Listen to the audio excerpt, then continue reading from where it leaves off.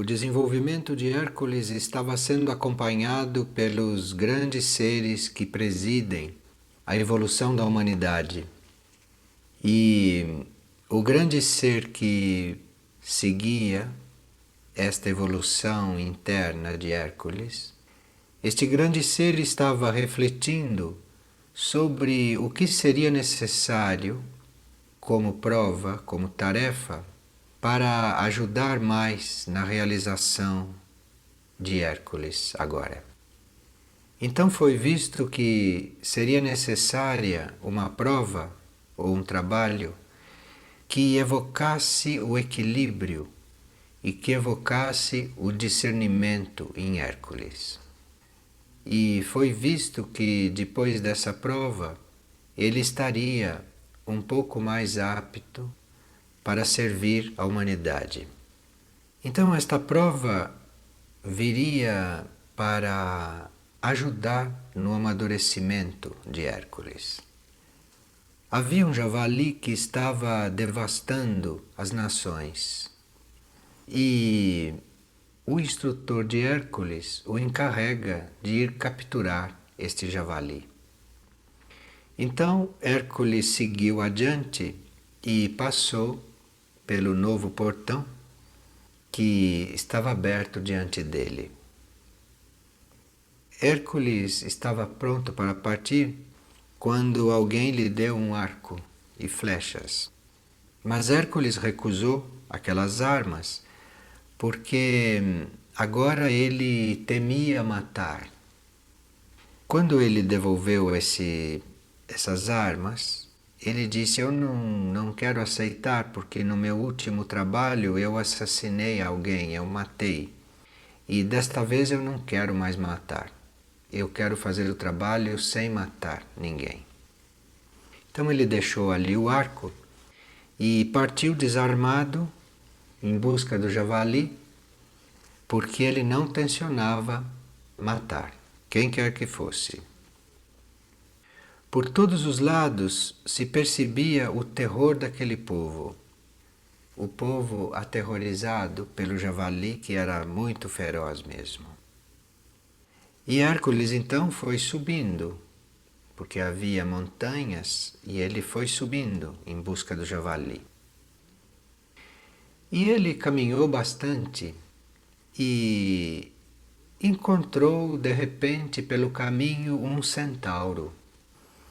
E Hércules então parou para conversar com esse centauro. A conversa estava muito interessante e Hércules assim esqueceu-se do objetivo da sua busca.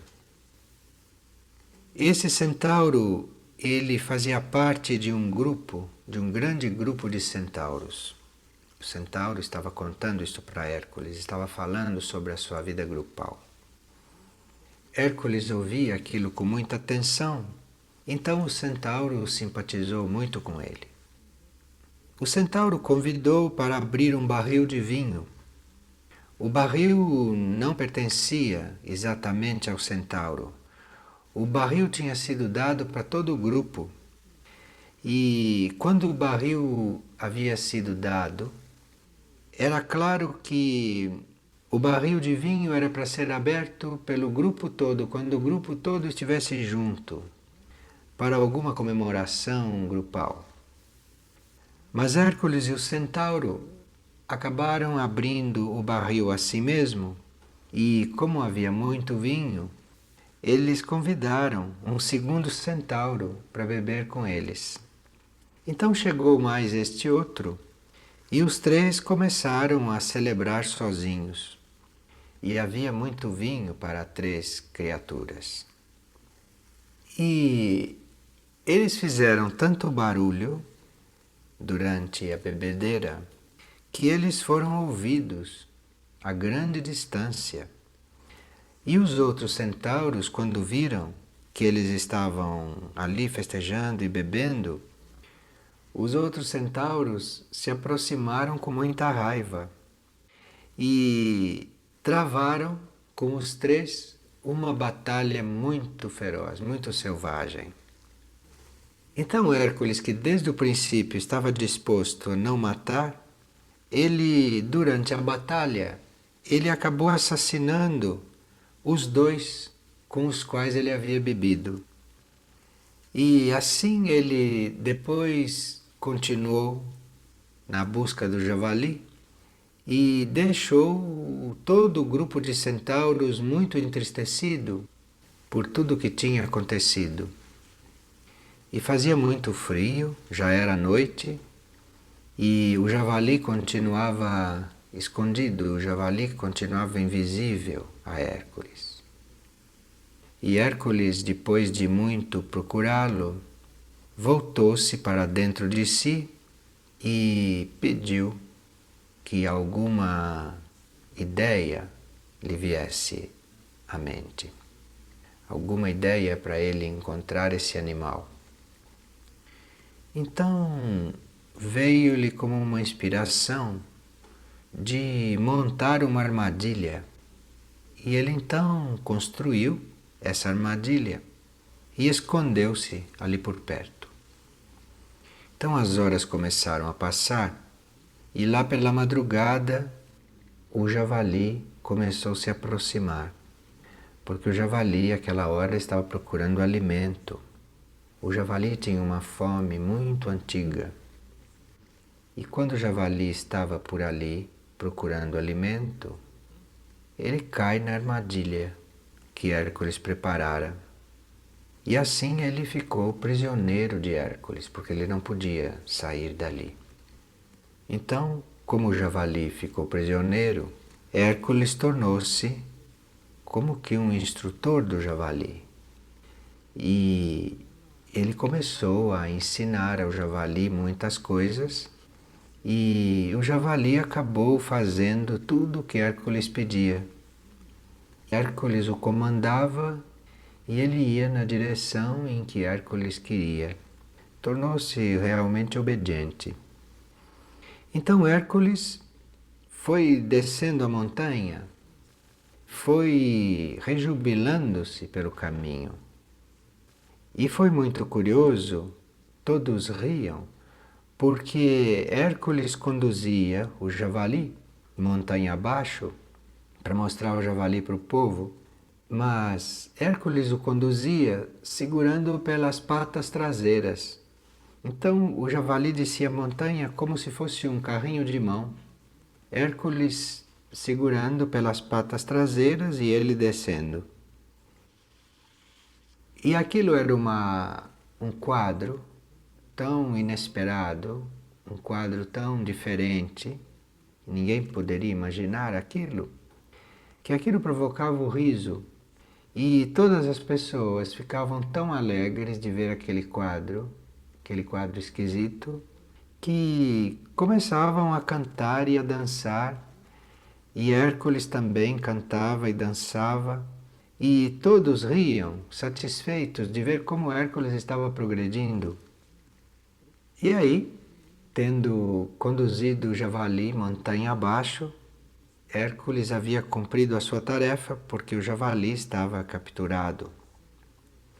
E Hércules então voltou para junto do instrutor e o instrutor lhe disse que a lição do verdadeiro equilíbrio havia sido aprendida. Mas, porém, uma parte da lição permanecia em suspenso, porque o instrutor de Hércules disse que esta parte da lição que não estava totalmente compreendida, a do equilíbrio, sim, mas a parte da lição que não estava ainda bem compreendida se referia ao centauro. E aquele centauro, ou aqueles centauros, eles iriam ser reencontrados no futuro, para que a coisa se clareasse. E o instrutor disse a Hércules que ele deveria ponderar um pouco sobre essas lições do passado, porque ele havia matado 2 vezes aquilo que deveria amar. E o instrutor disse: você precisa aprender por que você matou o que você deveria amar. O javali nesse trabalho simboliza a natureza dos nossos desejos. E Hércules, que tinha que aprender a lição do equilíbrio, não é? E do discernimento, Hércules sai para capturar este desejo, para aprender a controlar e a conduzir o próprio desejo e não ser conduzido pelo desejo. E vê-se que Hércules progrediu bastante com relação às provas anteriores que ele resolveu, porque aqui ele não usa mais a força física. Ele aqui usa um outro tipo de expediente. E ele também parte com a intenção de não mais matar.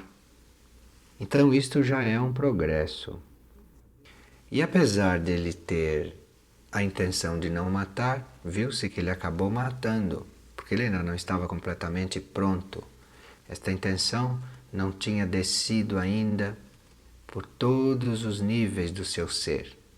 Quando a gente tem uma intenção, aquilo leva um tempo para impregnar todo o ser. E a gente passa por muitas provas, algumas até que nos desiludem, porque a gente vê que gostaria de fazer uma coisa de uma forma, mas acaba fazendo de outra. E assim aconteceu aqui com esta intenção de não matar. Essa intenção existia de um modo geral em Hércules, mas ela não estava sedimentada. Ela não tinha tomado todos os níveis da consciência de Hércules. Então, além de não usar mais a força, mas usar a inspiração, porque ele teve uma inspiração de fazer a armadilha, ele estava decidido não matar. Então veja, quando se usa a força, se fica no nível do fato e se enfrenta o fato com a mesma vibração do fato. Lança-se mão das mesmas armas que naquele fato, naquele acontecimento se está usando. Ao passo que, não usando este tipo de força, mas usando uma energia mais intuitiva, esta energia intuitiva traz a solução pronta usando todos os elementos que aquela situação apresenta. Veja, era noite, o javali estava faminto, buscando uma presa, estava escuro, Hércules não tinha armas.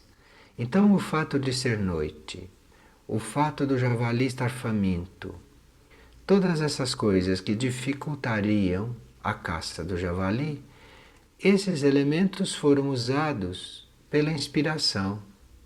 À noite, quando estava escuro e estando faminto, que seriam dificuldades para se capturar o javali, isto é usado pela inspiração para que o javali seja caçado. Então, sendo noite e ele estando faminto, uma armadilha é a coisa melhor.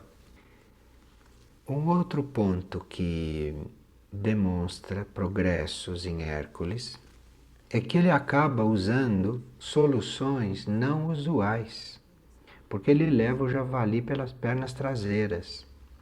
E ali ele vive, ele aprende quão valiosas podem ser as coisas incongruentes, porque ele lança mão de um recurso completamente fora do normal, fora do comum, e com isso ele provoca o riso. E o fato daquelas pessoas começarem a rir, começarem a se divertir, isso desanuviou todo o ambiente e isso descarregou todo aquele medo, aquele terror contido das pessoas. Então, muitas vezes, esta inspiração, ela usa também elementos que normalmente são incongruentes, que são absurdos. E isto provoca um efeito muito curioso. Se nós ficarmos atentos, nós vamos perceber que esta forma incongruente de agir, esta forma não lógica, estes acontecimentos que não são muito coerentes do ponto de vista da mente normal, nós vamos ver que isto às vezes dá resultados muito evolutivos. E se nós observarmos, nós vamos ver que a nossa alma faz um pouco isso conosco. Muitas vezes a nossa alma nos pega assim, de uma forma um pouco desajeitada, nos pega assim um pouco sem jeito. Isto quando a alma já é avançada, né? Que pode tomar essas atitudes e com elas levar a personalidade até o porto em que a personalidade tem que chegar. Vocês já estiveram numa situação como esta, em que a alma de vocês pegou vocês pelas pernas e fez vocês caminharem com as pernas para o ar?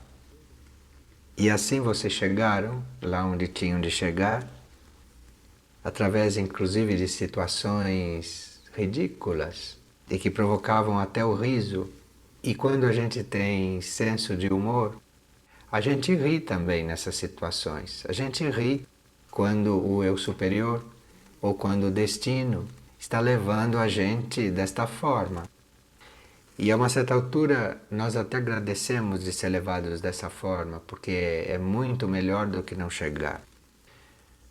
O discernimento que foi treinado aqui leva a compreender que nós não poderíamos guiar e nem controlar a natureza do desejo, isto é, o javali, pela força física e nem pela ideia de guiá-lo, pela intenção de controlá-lo. Isso tudo não basta. Não basta porque o desejo controlado pela força, o desejo reprimido, ele volta, ele não está resolvido. Ele desce para os níveis subconscientes e mais cedo ou mais tarde ele aflora. Na primeira oportunidade ele aflora. Então, o que se aprende é que o desejo precisa ser conduzido. Então é por isso que Hércules sobe a montanha, é por isso que Hércules vai escalando a montanha no começo, porque Hércules também não deixa de ser este desejo, não é? Aquela altura. Então a forma de se conquistar e de se capturar este javali não é exatamente tentando segurá-lo ou tentando tolhê-lo, porque não adiantaria, mas é ir elevando este javali, elevando este desejo. Então, inteligentemente, nós podemos perceber em que nível está o nosso desejo e quais são os objetos do nosso desejo. Na direção do que o nosso desejo está voltado. Então, nós observamos o nosso desejo, observamos os objetos, os objetivos desse desejo e tentamos elevar esses objetivos. Tentamos dar uma outra qualidade a esses objetivos, ou melhor, tentamos canalizar o nosso desejo para um objetivo cada vez mais elevado. Então o desejo não é reprimido, mas ele é canalizado para objetivos sempre mais elevados. Por exemplo, normalmente quando se está no estágio de não controlar ainda o desejo, de não ter trabalhado o desejo, geralmente se tem desejo de comer, por gula mesmo, por gostar de comida, por gostar, por ter gula. E este desejo de comida, por gula, isto pode ser trabalhado e eu posso transformar este desejo num desejo de comer, porém para manter o meu corpo, para manter bem o meu corpo físico. Então eu passo um tempo canalizando o meu desejo para comer bem, para manter bem o meu corpo físico e não mais só por gula. E depois então chega o momento em que eu transfiro, canalizo este desejo de comer bem para manter bem o meu corpo físico para o desejo de comer coisas que melhorem a vibração do meu corpo físico. Então eu já vou procurar comidas mais sutis para que a vibração do meu corpo físico seja mais leve, seja mais sutil também. Então veja, isso também é um desejo. Então eu parto do desejo por comida, por gula, para um desejo por comida para manter bem o meu corpo físico, porque eu reconheço que o meu corpo físico pode ser um instrumento de trabalho para minha alma. E depois eu passo para o desejo de comer comidas que melhorem a vibração deste corpo e que deixem este corpo cada vez mais sutil e mais apto para deixar passar esta energia que vem da alma, que é sutil também. Sabe-se pela experiência que enquanto se está dominado pelo desejo, não se tem paz. É impossível um relaxamento. E sem este relaxamento e sem esta paz, é impossível receber e deixar passar através de si as energias da alma. Então este desejo, quando não é bem canalizado, bloqueia o fluir dessa energia. Este desejo, com o tempo, se reflete até sobre o nosso corpo físico e produz então reflexos no nosso corpo físico, produzindo até condições anormais no corpo físico, produzindo condições não saudáveis no nosso corpo físico. E o processo que nós temos à disposição para dar início a esta nova canalização do desejo, o processo que nós temos em mãos é colocarmos a nossa mente bem focalizada no desejo de ter desejos cada vez mais elevados. Isto vai atraindo, então, uma espécie de regeneração, uma espécie de recuperação do desejo inicial. Então eu começo tendo desejo de ter desejos cada vez mais elevados. E isso vai construindo, porque o desejo constrói. Nós sabemos que o desejo não é pertence ao plano astral e que no plano astral surgem coisas mesmo criadas pelo desejo. Então eu posso construir a forma pensamento de que quero ter desejos cada vez mais elevados e uso então este mecanismo e vou tendo realmente desejos por coisas cada vez mais elevadas para mim. Nesse campo da transmutação do desejo, eu experimentei algumas coisas. E quando eu tinha desejo por viajar, quando eu desejava viajar por uma simples inquietação, por uma mera busca de movimento, então eu fazia viagens turísticas. Se me apresentavam viagens turísticas e eu tinha oportunidade de fazer turismo, de comer em restaurantes, de frequentar boates, de, enfim, festejar, um pouco como fez Hércules com os 2 centauros. Depois, esse desejo foi sendo trabalhado e este desejo de viajar pela própria busca do movimento, este desejo foi transformado pelo desejo de viajar para aprender coisas, já procurando viagens instrutivas.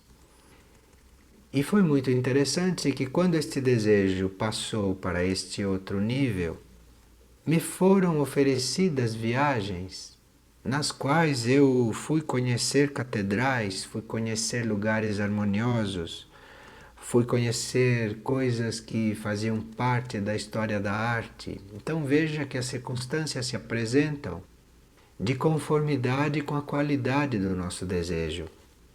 E depois eu continuei trabalhando este desejo de viajar. E passei do desejo de viajar para aprender coisas, para me instruir, para o desejo de viajar para que a minha alma se elevasse. E aí então me surgiram oportunidades de viagens nas quais eu encontrei instrutores espirituais, nas quais eu encontrei seres evoluídos que ajudaram minha alma a ver mais. E eu vi que, à medida que o desejo pelas viagens ia sendo transmutado, ia sendo transformado, eu percebi que as viagens em si, para mim, tinham cada vez menos valor. E o que importava era o sentido da viagem. E finalmente o que importava era realmente a elevação da alma. Então existe todo um progresso nisso, existe toda uma progressão. Então passa-se a fazer as coisas não mais pela parte mecânica das coisas ou pela parte externa, mas passa-se a viver uma coisa por uma essência interior.